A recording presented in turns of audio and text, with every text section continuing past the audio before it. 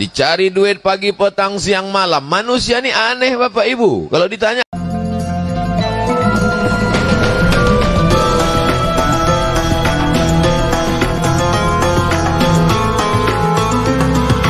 dicari duit pagi, petang, siang, malam. Manusia ini aneh Bapak Ibu. Kalau ditanya, kenapa kau sibuk cari duit?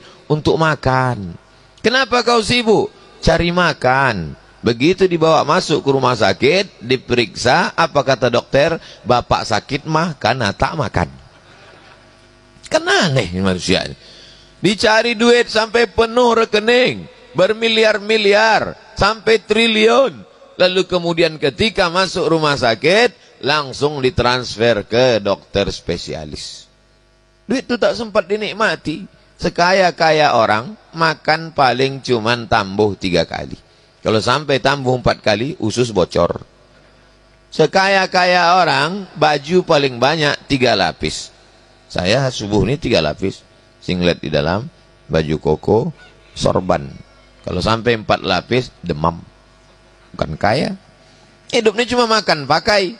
Kemanapun kau pergi, hidupnya cuma makan, pakai, makan, pakai, makan, pakai, batuk, mati. Yang kekal abadi mana? Dunia sementara, akhirat selamanya.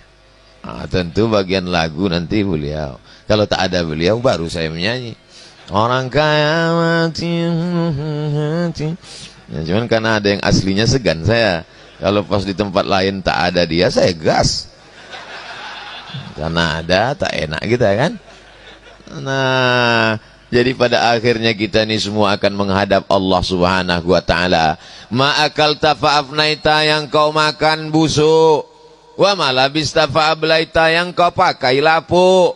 Wa matasaddaqta fa'amdaita, yang kau wakafkan itulah untuk hari esok. Kita ini mati, tanah untuk kita bukan luas betul. 2 meter kali 1 meter. Dalamnya 1, kita genapkan aja lah 2 meter biar dalam. 1/2 meter, 2 meter, 2 meter ke dalam. Itulah cuma. Menangislah istri, anak, menantu melepas. Ayah, atuh, abang, kenapa lakiku mati, kenapa tak laki si anu? Apa mau dikata, habis sudah. Hilang semuanya. Hanya tinggal kenangan-kenangan belaka. Hari pertama mereka menangis, hari kedua mereka mulai nonton TV. Gitu dia ketawa. Mesti dia tengok handphone. Gitu dia. Dia buka laci menengok mana STNK BPKB. Dibawa ke kantor Samsat. Kata polisi, kata Samsat, ini untuk apa? Mau ganti nama Pak. Kenapa ganti nama? Almarhum tak mau menangkap orang mati, tak ditangkap polisi.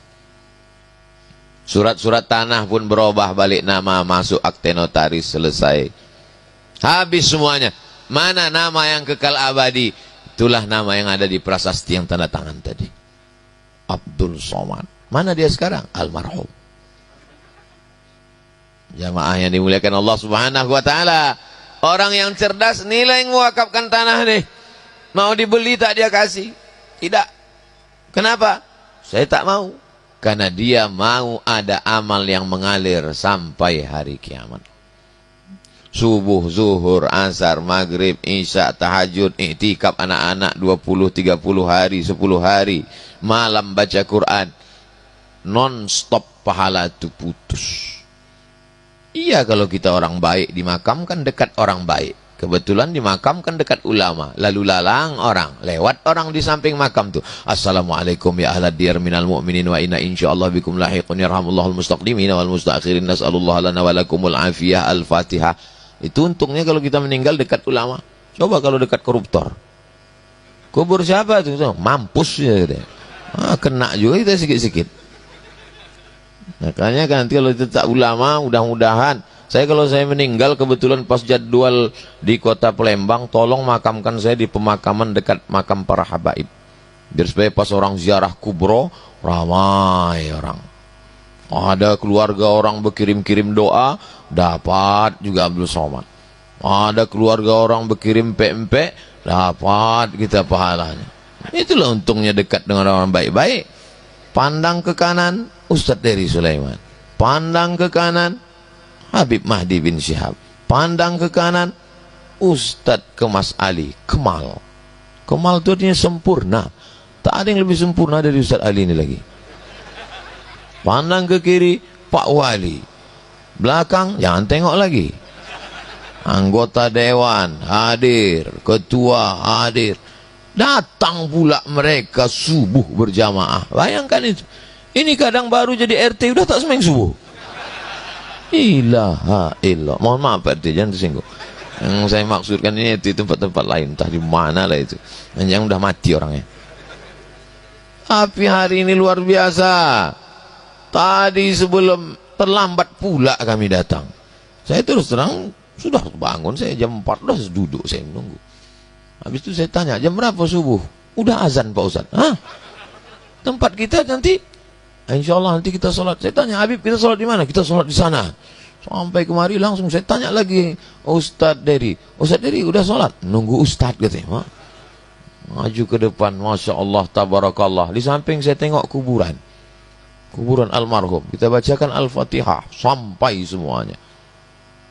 Bagus kuburan ada di samping masjid. Supaya apa? Supaya salafi tak masuk ke masjid ini. Kalau masjid itu diambil orang NU, sendal hilang. Kalau masjid itu diambil Muhammadiyah, kunut hilang. Kalau masjid itu diambil salafi, semua hilang. Tapi salafi tak mau mengambil masjid yang ada kuburan. Kenapa? Karena bagi mereka dianggapnya kita menyembah kuburan. Jangan sholat di masjid yang ada kuburan. Ini perlu saya jelaskan. Supaya apa? Supaya jangan sampai nanti ini menjadi fitnah. Jangan sholat di masjid yang ada kuburan. Pembahasan tentang masjid yang ada kuburan itu 3. Pertama, sujud ke kubur. Yang kedua, menjadikan kubur sebagai masjid. Yang ketiga, sholat di masjid yang ada kuburan. Saya ulang sekali lagi. Sujud ke kubur, menjadikan masjid sebagai kubur, sholat di masjid yang ada kuburan. Ini memang pembahasannya agak menjelimet. Orang yang udah makan pun kadang susah memahaminya, apalagi yang belum sarapan. Pertama, sujud ke kubur. Sujud ke kubur, kalau menyembah kubur bisa haram. Dan sampai hari ini tak ada orang Islam yang sujud ke kubur. Yang kedua, menjadikan kubur sebagai masjid. Nah, itu yang dilarang Nabi. La'anallahul yahud wan nasara. Allah melaknat Yahudi dan Nasara. Kenapa? Ittakhadhu qubura anbiya'ihim masajid. Karena mereka menjadikan kuburan sebagai masjid. Meninggal Abdul Somad, dikuburkan. Setahun, 2 tahun, 5 tahun, 10 tahun, lalu kuburan itu diratakan, dibangun masjid di atas kuburan itu. Nama masjidnya Masjid As-Somad. Tak boleh. Kenapa? Karena ittakhadha yattakhidhu ittikhadan, menjadikan kubur sebagai masjid. Adapun sholat di masjid yang ada kuburan kan samping kanan, samping kiri, bagian depan, maka memang begitulah rata-rata masjid-masjid di kerajaan-kerajaan Melayu. Pergi kita ke Medan Sumatera Utara, Masjid Kerajaan Melayu Delhi, di samping masjid itu ada kuburan. Begitulah di Mesir rata-rata. Kenapa? Karena orang minta dimakamkan dekat masjid supaya dapat doa mengalir sehari semalam, paling tidak 5 kali. Membaca Fatihah orang, Allahumma firlahu warhamhu. Itu maknanya. Jadi jangan nanti, ini perlu saya jelaskan. Supaya apa? Supaya jangan ada dusta di antara kita. Mana tahu hari berganti, musim berubah, muncul fitnah. Jangan sholat di Masjid Al-Anwar. Itu ada kubur di sana. Itu ada syubhat. Oh, pembahasan masalah ini ada 3. Lupa pula aku. Apa kata Ustaz Somad kemarin? 3 kata dia waktu itu. Pokoknya boleh lah. Inilah.